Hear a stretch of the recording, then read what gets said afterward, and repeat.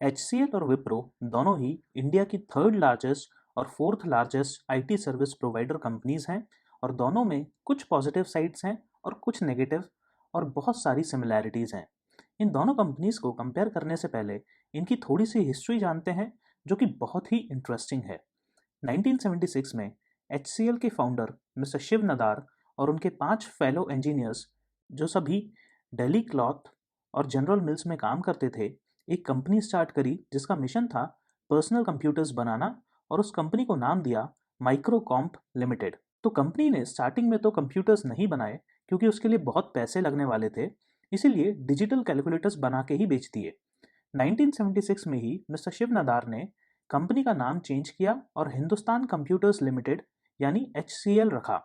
आज की डेट में HCL का प्रेजेंस 50 कंट्रीज से ज़्यादा में है और इनके 250 क्लाइंट्स ऐसे हैं जो फॉर्च्यून 500 में आते हैं और लगभग 2 लाख एम्प्लॉयज़ भी हैं। कंपनी का 86% रेवेन्यू सर्विसेज प्रोवाइड करके आता है और 14% न्यू प्रोडक्ट्स डेवलप करके। विप्रो की भी कहानी काफ़ी अलग है। 1945 में मोहम्मद प्रेमजी ने एक रिफाइंड ऑयल बनाने वाली कंपनी स्टार्ट की जिसका नाम वेस्टर्न इंडिया प्रोडक्ट्स रखा, जिसको हम शॉर्ट में विप्रो बोलते हैं। 1966 में मोहम्मद प्रेमजी की डेथ के बाद उनके 21 साल के बेटे ने चेयरमैनशिप ली, जिन्हें हम द लेजेंडरी अजीम प्रेमजी के नाम से जानते हैं। मिड 1980s में विप्रो आईटी प्रोडक्ट्स के सेक्टर्स में एंटर हुई और उसके साथ ही इनका एफएमसीजी, लाइटिंग और आईटी का बिजनेस एक ही ब्रांड के अंदर था, जिसको इन्होंने डीमर्ज किया 2012 में और नॉन आईटी के लिए विप्रो एंटरप्राइजेस फॉर्म की। इस वीडियो में हम सिर्फ आईटी के बारे में ही डिस्कस करेंगे और विप्रो आईटी का प्रेजेंस 110 से ज़्यादा कंट्रीज में है और लगभग 2.3 लैक्स एम्प्लॉयज़ भी हैं। कंपनी का ऑलमोस्ट पूरा रेवेन्यू सर्विसेज प्रोवाइड करके ही आता है। दोनों ही कंपनीज बहुत ज़्यादा एक्विजिशंस करती रहती हैं और दोनों ही कंपनीज बहुत सारे पैरामीटर्स में सेम भी हैं। वेलकम टू फैंटास्टिक, मैं हूं आश्रय अग्रवाल और आज हम डिटेल में इन दोनों कंपनीज को कंपेयर करेंगे और देखेंगे कि कौन बेटर है। तो चलिए स्टार्ट करते हैं। HCL के सबसे पहले इंपॉर्टेंट चीज़ जो नोट करने वाली है वो है नंबर ऑफ शेयर्स। तो वो विप्रो से ऑलमोस्ट हाफ है। तो इसकी वजह से क्या होगा कि हर चीज़ ऑलमोस्ट हाफ पे कंपेयर की जाएगी। तो मार्केट कैप दोनों ही कंपनीज का ऑलमोस्ट बराबर है। डिविडेंड यील्ड अगर आप देखोगे तो HCL थोड़ा ज़्यादा, इनफैक्ट विप्रो से कंपेयर करें तो बहुत ज़्यादा डिविडेंड देती है, जिसकी वजह से इनका अर्निंग रिटेंशन काफ़ी कम हो जाता है। उसको हम डिटेल में आगे देखेंगे। EPS अगर हम देखें तो क्योंकि नंबर ऑफ शेयर्स आधे हैं, इसीलिए विप्रो से कंपेयर्ड टू EPS भी डबल है। अगर PE रेशियो देखें तो HCL थोड़ा सा ज़्यादा वैल्यूएशन पे अभी है, वही कंपेयर करें तो विप्रो से। सेक्टर PE के हिसाब से दोनों ही कंपनी अभी अंडर वैल्यूड हैं। बुक वैल्यू पर शेयर अगर देखें तो HCL का दुगने से ज़्यादा है, अगेन क्योंकि नंबर ऑफ शेयर्स आधे हैं इसलिए बुक वैल्यू ज़्यादा हो गई। प्राइस टू बुक वैल्यू भी अगर देखें तो ऑलमोस्ट सेम है HCL और विप्रो का। फेस वैल्यू भी ऑलमोस्ट सेम है। बीटा अगर देखें HCL का तो इतना ज़्यादा फ्लक्चुएट नहीं होता है इसका share price compare to Wipro. चलिए अब ग्रोथ रेशियोज देखते हैं। तो HCL की ग्रोथ, जो सेल्स ग्रोथ है, रेवेन्यू है, वो कंटिन्यूसली पिछले 5 सालों से ग्रो हो रही है। वहीं विप्रो की भी ग्रो हो रही है, लेकिन उस रेट में ग्रो नहीं हो रही जिस स्पीड से HCL की ग्रो हो रही है। डेट टू इक्विटी अगर देखें तो विप्रो के पास ऑलमोस्ट डबल डेट है compare to equity. Price to cash flow अगर देखें तो वो HCL का बेटर है compare to Wipro. Profit growth भी देखें तो HCL का लास्ट 1 साल में इनका प्रॉफिट ऑलमोस्ट कुछ भी इंक्रीज नहीं हुआ, सिर्फ 0.8% से इंक्रीज हुआ। वहीं विप्रो काफी ज्यादा एग्रेसिव दिख रही है यहाँ पे ग्रोथ के मामले में। ROE और ROCE देखें तो HCL का ऑल्दो अभी भी बहुत ज़्यादा है कंपेयर टू विप्रो, लेकिन ये डिक्लाइनिंग है पिछले 5 सालों में, जो कि एक अच्छा साइन नहीं है। वहीं विप्रो का ये इंक्रीजिंग है। इंटरेस्ट कवर रेशियो अगर देखें तो HCL का थोड़ा सा ज़्यादा है क्योंकि इनके पास लोन थोड़ा सा कम है compare to Wipro. CFO by PAT अगर देखें तो ऑलमोस्ट दोनों का ही बराबर है। चलिए अब एनुअल इनकम स्टेटमेंट को कंपेयर करते हैं। यहाँ पे मैं कंसोलिडेटेड स्टेटमेंट लूंगा क्योंकि दोनों ही कंपनीज का ओवरसीज में बिजनेस बहुत ज़्यादा है और स्टैंडअलोन पे कंपेयर करना उतना ज़्यादा सही नहीं है इस केस में। तो लेफ्ट वाला विप्रो है और राइट वाला HCL है। तो 2021 से हम एक एक पैरामीटर्स को कंपेयर करते हैं। तो रेवेन्यूज अगर आप देखोगे तो दोनों ही कंपनीज के कंटिन्यूसली इंक्रीज हुए हैं, बट HCL का रेवेन्यू कंपेयर टू विप्रो काफ़ी ज़्यादा है। अदर इनकम अगर आप देखेंगे तो विप्रो की बहुत ही ज़्यादा है कंपेयर टू HCL। ये क्यों है? जब हम कैश फ्लोज देखेंगे तब वहाँ पे एकदम पिक्चर क्लियर हो जाएगी कि इतना ज़्यादा ये अदर इनकम कहाँ से आ रही है। एम्प्लॉय बेनिफिट एक्सपेंसेस देखें तो जो कि सैलरी दिखाता है, कंपनी अपने एम्प्लॉयज़ को कितनी सैलरी देती हैं, तो ये दोनों ही कंपनीज का ऑलमोस्ट 50% है रेवेन्यू का। लेकिन अगर आप देखोगे तो विप्रो 2017 से 2021 तक सिर्फ 26,000 करोड़ से लेके 33,000 करोड़ तक पहुंची। वहीं HCL ने 23,000 करोड़ से लेके 38,000 तक पहुंची। मतलब ये अपने एम्प्लॉयज़ की एटलीस्ट सैलरी थोड़ी ज़्यादा बढ़ाते हैं विप्रो के कंपैरिजन में।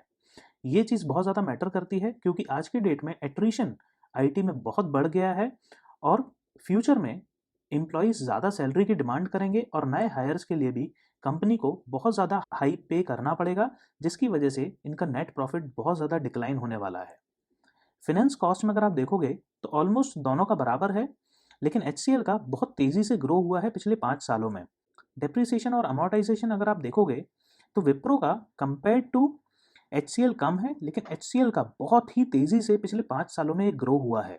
Net profit of the year अगर आप देखोगे तो विप्रो का अच्छे खासे रेट में ग्रो हो रहा है। जैसे हमने पहले भी देखा, ग्रोथ रेट विप्रो की HCL से ज़्यादा है नेट प्रॉफिट के मामले में। दोनों ही कंपनी का नेट प्रॉफिट काफ़ी अच्छे तरीके से ग्रो हो रहा है। HCL का ऑल्दो पिछले 1 साल में बहुत ज़्यादा ग्रो नहीं हुआ, जबकि विप्रो काफ़ी अच्छी ग्रोथ मेंटेन कर पाई। चलिए बैलेंस शीट की लायबिलिटीज़ पे एक नज़र डालते हैं। तो अगेन यहाँ पे विप्रो के डबल नंबर ऑफ शेयर्स हैं कंपेयर टू HCL, इसलिए इनका इक्विटी शेयर कैपिटल भी HCL से दुगना है। रिजर्व्स और सरप्लस में अगर आप देखोगे तो पिछले 1 साल में विप्रो का रिजर्व्स और सरप्लस थोड़ा सा कम हुआ है। ये इनके एक्विजिशन की वजह से रिजर्व्स थोड़े से यूज़ हुए थे। वहीं अगर आप HCL का देखोगे तो वो कंटिन्यूसली पिछले 5 सालों में ग्रो हुआ है, जो कि बहुत अच्छी बात है। लॉन्ग टर्म बोरोइंग्स अगर आप देखोगे विप्रो की तो ये कंपेयर टू HCL काफ़ी कम है, लेकिन अगर आप शॉर्ट टर्म बोरोइंग्स देखोगे विप्रो की तो वो बहुत ज़्यादा है, HCL की ज़ीरो है। वहीं अगर आप टोटल करंट लायबिलिटी भी देखोगे तो विप्रो की क्योंकि शॉर्ट टर्म बोरोइंग्स बहुत ज़्यादा हैं, इसलिए HCL के कंपैरिजन में इनकी लायबिलिटीज़ टोटल ज़्यादा हो जाती हैं शॉर्ट टर्म और लॉन्ग टर्म के बेसिस में। चलिए बैलेंस शीट का एसेट साइड देखते हैं। तो विप्रो और HCL दोनों के ही ऑलमोस्ट बराबर टेंजिबल एसेट्स हैं, लेकिन इनटेंजिबल एसेट्स HCL के विप्रो के कंपैरिजन में 10 गुने से भी ज़्यादा हैं। ये इसलिए है क्योंकि कंपनी का 14% रेवेन्यू नए प्रोडक्ट्स डिज़ाइन करने से आता है, जिसकी वजह से इनटेंजिबल एसेट्स और पेटेंट्स हैं उसकी वैल्यू बढ़ जाती है। इसलिए यहाँ पे इनके इनटेंजिबल एसेट्स बहुत ही ज़्यादा हैं कंपेयर टू विप्रो। लेकिन आप विप्रो का अगर कैपिटल वर्क इन प्रोग्रेस देखोगे तो ये लगभग 6 गुना है HCL के कंपैरिजन में। नॉन करेंट इन्वेस्टमेंट या फिर लॉन्ग टर्म इन्वेस्टमेंट अगर आप देखोगे तो विप्रो की बहुत ही ज़्यादा है HCL के कंपैरिजन में। और इनके क्योंकि कंटेंजेंट लायबिलिटीज़ बहुत ही ज़्यादा हैं, हद से ज़्यादा हैं कंपेयर टू HCL, उसके लिए भी इनको इन्वेस्टमेंट बहुत ज़्यादा ज़रूरी है अपने पास रखने के लिए। करंट इन्वेस्टमेंट भी अगर आप देखोगे तो विप्रो का ऑलमोस्ट 3 गुना है HCL के कंपैरिजन में। कैश एंड कैश इक्विवेलेंट भी अगर आप देखोगे तो विप्रो का ऑलमोस्ट दुगना है HCL के कंपैरिजन में फॉर द सेम रीज़न। चलिए अब कैश फ्लोज कंपेयर करते हैं। तो net cash flow from operating activities Wipro और HCL का काइंड ऑफ सेम है, क्योंकि HCL का नेट प्रॉफिट ज़्यादा है, इसलिए इनका ऑपरेटिंग एक्टिविटीज़ से कैश फ्लो भी थोड़ा सा ज़्यादा है विप्रो के कंपैरिजन में। लेकिन जो net cash of investing activities और फाइनेंसिंग एक्टिविटीज़ हैं, ये बहुत ही इंटरेस्टिंग है। इसको हम थोड़ा सा और डिटेल में देखेंगे बस 1 मिनट में। कैश और कैश इक्विवेलेंट अगर आप एंड ऑफ द ईयर देखोगे तो ये ऑलमोस्ट 2.5 गुना है विप्रो के पास कंपेयर टू HCL। और ये इनको ज़्यादा कैश रखना इसलिए भी ज़रूरी है क्योंकि इनके पास लायबिलिटीज़ भी HCL के कंपैरिजन में बहुत ही ज़्यादा है। चलिए अब इन्वेस्टिंग और फाइनेंसिंग एक्टिविटीज़ से कैश फ्लो को कंपेयर करते हैं। तो नोट करिएगा, विप्रो का मिलियंस में फिगर है, वहीं HCL का करोर्स में फिगर है। तो विप्रो ने पिछले साल लगभग 2000 करोड़ की प्रॉपर्टीज़, प्लांट और इक्विपमेंट ऐड किए। वहीं HCL ने भी लगभग 2000 करोड़ के प्रॉपर्टीज़, प्लांट और इक्विपमेंट्स ऐड किए। लेकिन अगर आप परचेज ऑफ इन्वेस्टमेंट्स देखेंगे और proceeds from sales of investment देखेंगे तो ये ऑलमोस्ट 1 लाख करोड़ के आसपास का फिगर निकल के आता है विप्रो के लिए, जो कि ऑलमोस्ट डबल है इनका नेट रेवेन्यू का। पूरे 1 साल के नेट रेवेन्यू का डबल फिगर है ये। वहीं HCL का सिर्फ 20,000 करोड़ इन्होंने इन्वेस्ट किया अपने सिक्योरिटीज़ के लिए, और जो पुराना सिक्योरिटीज़ था वो 21,000 करोड़ की बेच के पैसा वहाँ से लिया। फाइनेंसिंग एक्टिविटीज़ में अगर आप देखोगे तो विप्रो ने अपना लगभग 10,000 करोड़ का जो लोन था वो पे ऑफ किया, और वहीं 10,000 करोड़ का नया लोन भी ले लिया। लीज लायबिलिटीज भी विप्रो की काफ़ी ज़्यादा है। वहीं अगर हम HCL का देखें, इन्होंने इस साल लॉन्ग टर्म लोन लिया, वो लगभग 3700 करोड़ का था। पुराना लॉन्ग टर्म लोन में 3200 करोड़ का लोन रीपे किया। शॉर्ट टर्म में थोड़ा सा लोन इन्होंने अभी उठाया, 1500 करोड़ का लोन शॉर्ट टर्म में पे ऑफ कर दिया। लीज लायबिलिटीज अगर देखें HCL की, तो विप्रो के कंपैरिजन में ऑलमोस्ट 1/8 है। फाइनेंसिंग एक्टिविटीज से अगर आप टोटल देखोगे तो विप्रो ने पिछले साल 12,000 करोड़ का मनी स्पेंड किया, वहीं HCL ने 11,000 करोड़ का अमाउंट स्पेंड किया। चलिए अब इंपॉर्टेंट रेशियोज पे एक नज़र डालते हैं। तो क्योंकि विप्रो के डबल नंबर ऑफ शेयर्स हैं, तो हर एक पर शेयर रेशियो भी HCL के कंपैरिजन में आधा है। तो ज़्यादा डिफरेंसेस किसी में भी नहीं है, जस्ट बिकॉज हाफ है इसलिए हर चीज़ हाफ है यहाँ पे। प्रॉफिटेबिलिटी रेशियोज अगर देखें तो PBDIT मार्जिन ऑलमोस्ट बराबर हैं दोनों कंपनीज के और मेंटेन्ड हैं। PBT मार्जिन भी अगर देखें तो ऑलमोस्ट दोनों के बराबर हैं और विप्रो के थोड़े से ग्रोइंग हैं। नेट प्रॉफिट मार्जिन भी अगर देखें तो विप्रो का काफ़ी बेटर है कंपेयर टू HCL। ROE और ROCE ऑलमोस्ट बराबर है आज की डेट में, विप्रो का थोड़ा सा बेटर हो रहा है। वहीं HCL का अगर आप देखेंगे तो ये डिक्लाइनिंग है पिछले 5 सालों में, जो कि अच्छी बात नहीं है। ROE अगर आप देखोगे तो विप्रो अपने एसेट्स को काफ़ी अच्छे तरीके से यूटिलाइज कर पा रही है, वहीं HCL का ये भी रेशियो डिक्लाइनिंग है। डेट टू इक्विटी विप्रो का काफ़ी ज़्यादा है compare to HCL। Asset turnover ratio Wipro का कम है, HCL का काफ़ी ज़्यादा है, लेकिन ये भी अगेन डिक्लाइनिंग है। तो सारे ही रेशियोज HCL के सेंस में डिक्लाइनिंग है, वहीं विप्रो के लिए ये सभी इंक्रीज हो रहा है, जो कि बहुत अच्छी बात है। चलिए कुछ और रेशियोज देखते हैं। तो करंट रेशियो और क्विक रेशियो दोनों ही कंपनीज के ठीक ठाक हैं और दोनों ही बराबर हैं। डिविडेंड पे आउट रेशियो अगर आप देखोगे तो क्योंकि विप्रो बहुत कम डिविडेंड पे करती है, इसलिए इनका नेट प्रॉफिट से जो परसेंटेज निकल के आता है, जो डिविडेंड देते हैं, वो HCL के कंपैरिजन में काफ़ी कम है, वहीं HCL का बहुत ज़्यादा है। इसकी वजह से क्या होता है, जो पैसा अब कम बचा, डिविडेंड पे कर दिया तो पैसा बहुत कम बचा, तो अर्निंग रिटेंशन रेशियो जो कि बताता है कि कितना अमाउंट आपने नेट प्रॉफिट में से वापस अपने बिजनेस में डाला, वो विप्रो का बहुत ज़्यादा है कंपेयर टू HCL।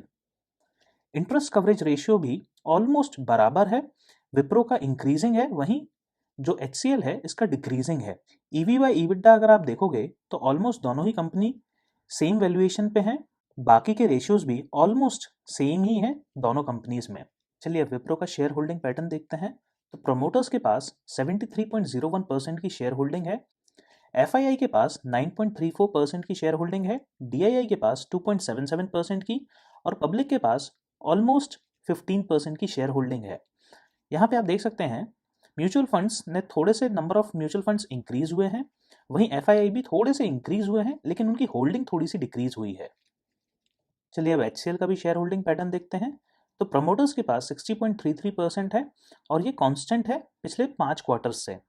FII के पास 20.43% की शेयर होल्डिंग है, DII के पास 13.75 और पब्लिक के पास 5.27% की होल्डिंग है। 18 FIIs ने एग्जिट किया है शेयर से और अपनी शेयर होल्डिंग को डिक्रीज किया है, वहीं म्यूचुअल फंड्स ने इंक्रीज किया है अपनी शेयर होल्डिंग को 1.11% से। चलिए अब इन दोनों कंपनीज के थोड़े से पेयर्स और भी देख लेते हैं। तो मेजरली कोई बराबर का पेयर नहीं है। अगर हम HCL से देखें तो जो क्लोजेस्ट पेयर निकल के आता है विप्रो के अलावा वो है इन्फोसिस, लेकिन वो दुगना ऑलमोस्ट बड़ा है HCL के कंपैरिजन में। वहीं सेम जाता है विप्रो के केस में भी, जो क्लोजेस्ट पेयर है वो है इन्फोसिस, जो कि अगेन बहुत बड़ा है। डेट टू इक्विटी अगर आप देखोगे तो TCS और इन्फोसिस की 0 है। ROE अगर आप देखोगे तो TCS का इन सभी लिस्टेड कंपनीज में से सबसे अच्छा है, उसके बाद इन्फोसिस का और उसके बाद विप्रो का और उसके बाद HCL का। PE रेशियो अगर आप देखोगे तो HCL का सबसे ज़्यादा है, उसके बाद इन्फोसिस का ज़्यादा है, उसके बाद HCL का है और फिर विप्रो का।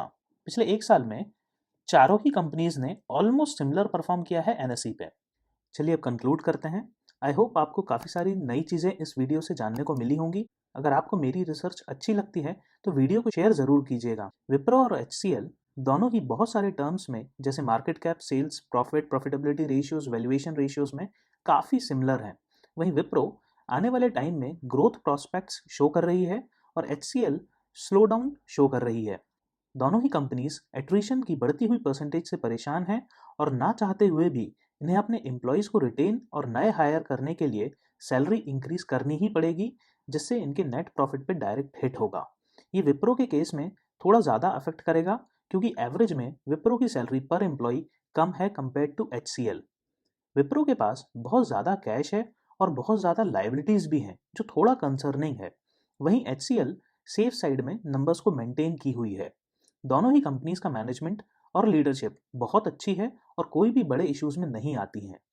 अनफॉर्चुनेटली इस कंपैरिजन में मेरी नज़र में एक कोई क्लियर विनर नहीं है।